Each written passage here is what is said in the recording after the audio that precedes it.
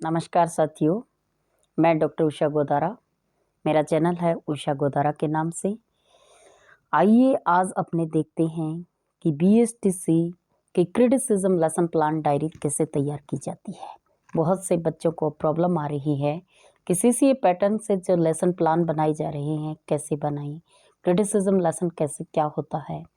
जैसे इंटर्नशिप के बाद आपके स्कूलों के अंदर एक लेसन लिया जाता है 5 सब्जेक्ट के, जिसमें एनवायरनमेंट है, आपका हिंदी है, उसकी डायरी तैयार करनी होती है कि क्रिटिसिज्म लेसन जो है वो कैसे तैयार करते हैं। तो सीसीए पैटर्न से जब है लेसन बनाया जाता है तो मैंने एक एग्जाम्पल के तौर पे आपको लेसन समझाने का प्रयास कर रही हूँ। सबसे पहले आप जिस भी विद्यालय में जो है लेसन दोगे क्रिटिसिज्म, उसका स्कूल का नाम लिख दीजिए, फिर बच्चे का नाम और यहाँ क्लास, जिस क्लास का लेसन आप डिलीवर करोगे और सब्जेक्ट और किस डेट को आपके स्कूल के कॉलेज के अंदर क्रिटिसिज्म लेसन है वो डेट यहाँ डाल दीजिए। कौन से लेक्चर के अंदर आपका जो है लेसन डिलीवर होना है वहाँ कालांश आ जाएगा। समय अवधि जो है लगभग 35 से 40 होता है। और जो भी सब्जेक्ट, जैसे मैंने यहाँ पर लिया है पर्यावरण का, अगर आपका पर्यावरण है तो पर्यावरण ले लीजिए, अन्यथा आप हिंदी, मैथ, इंग्लिश, एसएसटी जिसका भी देना चाहते हो, जैसे कला शिक्षा, ये आपके जो है 55 नंबर का क्रिटिसिज्म लेसन होता है। और प्रत्येक स्टूडेंट को 5 लेसन जो है वो तैयार करने पड़ते हैं। तो सबसे बड़ी प्रॉब्लम आती है कि आपका पैटर्न जो है वो चेंज हो गया है, अब सीसीए पैटर्न से बनता है। इसमें जो है समूह निर्धारित किया जाता है, जैसे समूह 1, समूह 2, फिर जो है आपका इधर 1 आ गया, इधर 2 आ गया, फिर दोबारा हम इसको समूह में विभाजित करेंगे 3, 4, फिर 5, 6, 7, 8, 9, 10। ऐसे आप जो है अधिकतम समूह, जैसे क्लास के अंदर जितने स्टूडेंट है उसके अकॉर्डिंग आप बना सकते हो समूह, अधिकतम 20 तक ले सकते हो। उद्देश्य कथन कि पहले हमें उद्देश्य कथन लेना है। जैसे मैंने टॉपिक लिया है जल के स्रोत, तो उद्देश्य कथन है बालकों को जल के विभिन्न स्रोत का अधिगम करवाना है, कि उसकी जानकारी होनी चाहिए कि स्टूडेंट जो है वो जल के स्रोत के बारे में जानकारी रखते हैं। उसके उद्देश्य कथन है बालकों को पर्यावरण के जल स्रोत का ज्ञान को विकसित करना, कि हमारा मुख्य उद्देश्य क्या है। हमारा मुख्य उद्देश्य है कि जो भी स्टूडेंट है उसको जल स्रोत है, उसके जल के तंत्र कौन कौन से है उसको विकसित करना है, ज्ञान को। बालक को जल के दौरान जीवन में उपयोगी व महत्व बताना है, कि जल की क्या उपयोगिता है, उसका महत्व क्या है, वो समझाना है। अब आगे जो है समूह 1 के लिए प्रस्तावित गतिविधियाँ, कि समूह 1 जो है वो क्या करेगा, उसके लिए हम अलग अलग उसके कॉलम बनाएंगे। समूह 1 के लिए प्रस्तावित गतिविधि क्या है, वो पहले हमारा टॉपिक होगा, फिर सतत आंकलन की योजना, कि हमारी प्लानिंग क्या है। सतत आंकलन का मतलब क्या है कि निरंतर चलने वाली हमारी प्लानिंग है कि हमारा लेसन किस तरह से डिलीवर करना है, कैसे बनाना है। फिर कि उसमें जो हमने बनाई है वो समीक्षा। तो हमने जो है छात्रों को सामूहिक रूप से जल के स्रोत के बारे में अध्ययन कराना है, कि क्लास के अंदर जो समूह के रूप में है उनको हमें जल के स्रोत के बारे में बताना है। और छात्र अध्ययन प्रक्रिया के दौरान जो है वो अवलोकन करेंगे, इम्पॉर्टेंट टॉपिक जो है वो नोट करेंगे। छात्रों के अध्ययन में पूर्ण सहभागिता होगी, कि कैसे स्टूडेंट जो है इस लेसन को समझेंगे और किस तरह से जो है उसको एक्सप्लेन करेंगे। फिर जो है नेक्स्ट हमने ये देखना है कि बच्चों ने कितना ज्ञान ग्रहण किया है। तो उसके लिए हम उप समूह बनाएंगे, कि छात्रों को उप समूह में बांटकर अभ्यास कार्य व उदाहरण के द्वारा प्रकरण जो है हमारा टॉपिक है उसका पूर्ण ज्ञान करवाएंगे।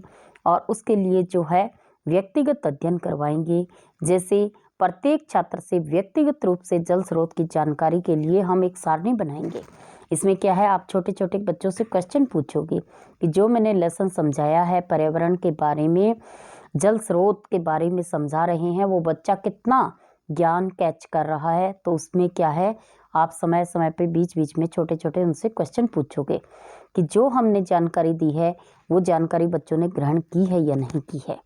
फिर जो है उसमें कि बच्चों की रुचि के अकॉर्डिंग क्या है, आप टीचिंग एड ले सकते हो, आप जो है सहायक सामग्री ले सकते हो, या फिर जो है उसको छोटे छोटे एग्जाम्पल से समझा सकते हो कि जल जो है बारिश के द्वारा एकत्रित किया जाता है, कुएं के द्वारा किया जाता है, नहरों के द्वारा किया जाता है। ये जो है एग्जाम्पल से लेसन जो है समझा सकते हो। फिर समूह 1 के लिए क्षमता वर्धन योजना बनाएंगे कि उसमें कितनी कैचिंग पावर है, उसको चेक करने के लिए जो हमने ब्लैक बोर्ड पे है उसको हम डायग्राम से समझाएंगे। उसको लिखकर नोटिस बोर्ड पर हम जो है छोटे छोटे टॉपिक लिखेंगे कि बच्चे ने जो है वो सही रूप से ज्ञान ग्रहण किया है या नहीं है। फिर नेक्स्ट जो है समूह 2 के लिए फिर उद्देश्य आ जाएगा कि बालकों को जल के प्राप्ति के लिए अलग अलग स्रोत ज्ञान प्रदर्शित करना, छात्रों की पर्यावरण विषय में रुचि उत्पन्न करना कि एनवायरनमेंट में उसकी रुचि है या नहीं है, उसको उत्पन्न करने के लिए हम मोटिवेट करेंगे। बालकों को जल का महत्व व उपयोगिता बताना, बालकों को प्राकृतिक ज्ञान के प्रति उत्साहित रखना कि बालक जो है हमारे प्राकृतिक ज्ञान के प्रति कितनी रुचि रखते हैं, ये चेक करना है। समूह 2 के लिए वही सेम टेबल बनेगा जैसे हमने समूह 1 के लिए बनाया था कि प्रस्तावित गतिविधियां, फिर सतत आंकलन योजना और समीक्षा। छात्रों को अध्याय का जो सामूहिक रूप से हमने आदर्श वाचन किया था उसका अध्ययन करवाएंगे। फिर देखेंगे कि छात्रों की अध्ययन के दौरान प्रतिक्रिया क्या है, उसका आंकलन करेंगे। और जो हमने सहायक सामग्री ली थी वो मॉडल से या हम चार्ट से या फिर ब्लॉक बोर्ड पर जो है डायग्राम के माध्यम से समझा रहे हैं। इससे क्या है, बच्चे की सहभागिता कितनी है। इसमें फिर उप समूह आएगा। छात्रों को उप समूह में बांटकर अध्ययन के अंतर्गत क्रियात्मक गतिविधियों को पूर्ण करवाते हुए जो है हम अधिगम करवाएंगे। इससे क्या है, स्टूडेंट में इंटरेस्ट बढ़ेगा। छात्रों की क्रियाकलाप की गतिविधियों का आकलन किया जाएगा कि बच्चे कितना इंटरेस्ट ले रहे हैं, कुछ ग्रहण कर रहे हैं या नहीं कर रहे हैं। फिर जो हमारे कुछ कठिन शब्द जो है बच्चे नहीं लिख पा रहे हैं उनको जो है हम ब्लैक बोर्ड पर लिखेंगे। जो बच्चों की प्रॉब्लम आ रही है बच्चों को बीच बीच में क्वेश्चन पूछेंगे। अगर आंसर नहीं आ रहा है तो उनका हम जो है ब्लैक बोर्ड पर लिख कर उनकी हेल्प करेंगे। फिर व्यक्तिगत के एक एक छात्र को पूछोगे क्वेश्चन कि जल के स्रोत के चित्र बनाइए, उसका अभ्यास कीजिए कि जल स्रोत कौन कौन से हैं। इस प्रकार जो है उससे बच्चे का मूल्यांकन प्रक्रिया जो है पूर्ण हो जाती है कि मूल्यांकन किया जाता है।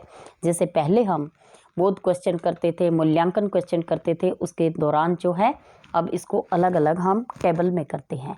दैनिक पाठ योजना की अधिगम उपलब्धि क्या है कि हमारी अचीवमेंट क्या है, उसको जो है हम मूल्यांकन के दौरान ग्रहण करेंगे कि छात्रों को जल प्राप्ति के स्रोत का ज्ञान प्राप्त हुआ है या नहीं हुआ है।